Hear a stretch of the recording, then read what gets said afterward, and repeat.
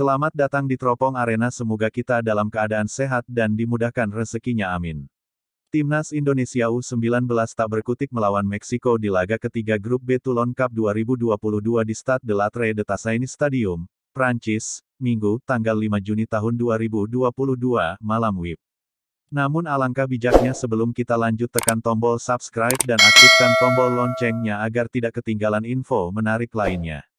Terima kasih. Baiklah, mari kita lanjutkan. Timnas Indonesia mencoba bermain dengan lebih tenang di pertandingan ini.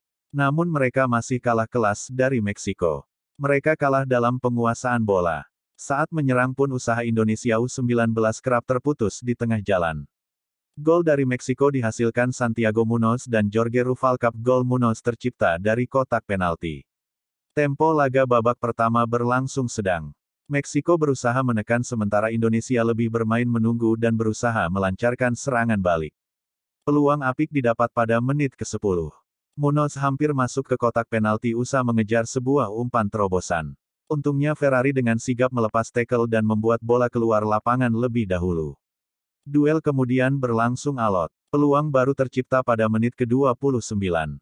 Sepak pojok dari kanan ditanduk di tengah kotak penalti dan kemudian disambut sepakan oleh pemain Meksiko yakni Uzil Garcia Martinez di tiang jauh.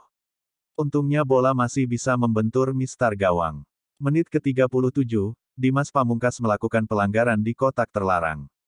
Munoz kemudian menjalankan eksekusi pada menit ke-38 dengan baik. Saat itulah keberuntungan berpihak pada Meksiko, gol pertama terjadi. Setelah tertinggal, Garuda Muda tak punya pilihan selain keluar menyerang.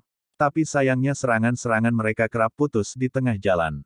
Pada akhirnya tak ada gol tambahan tercipta. Meksiko unggul 1-0 atas Timnas Indonesia U19 di babak pertama ini. Pada babak kedua, Meksiko langsung menekan lagi. Di menit ke-47, Munoz bisa kembali menanduk bola di kotak penalti, usai mendapat umpan silang dari kanan. Untung bola masih bisa mengarah tepat ke pelukan Cahya Supriyadi. 10 menit kemudian Meksiko mendapat peluang lagi. Munoz lolos dari jebakan offside dan mengejar umpan terobosan dari Pizzuto. Untungnya dalam situasi 1 lawan 1, Supriyadi bisa menggagalkan peluang emas dari lawan. Menit ke-64, Meksiko menyerang dari kanan.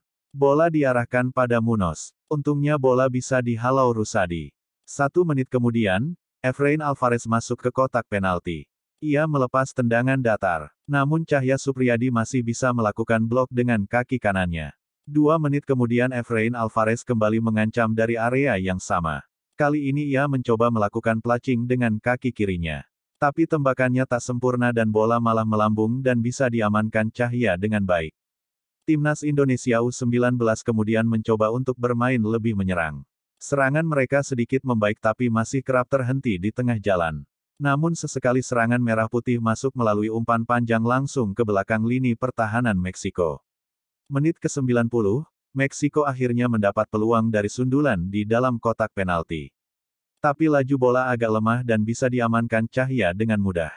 Sayangnya, semenit kemudian serangan Meksiko dari sayap kanan membuat gawang Indonesia U19 kebobolan kedua kalinya. Kali ini lini pertahanan merah putih dijebol oleh sepakan keras Jorge Rubalcaba. Pada akhirnya Meksiko pun menang telak 2-0 atas Timnas Indonesia U19. Mereka berhak lolos ke babak berikutnya sementara Garuda Muda harus angkat koper dari Prancis.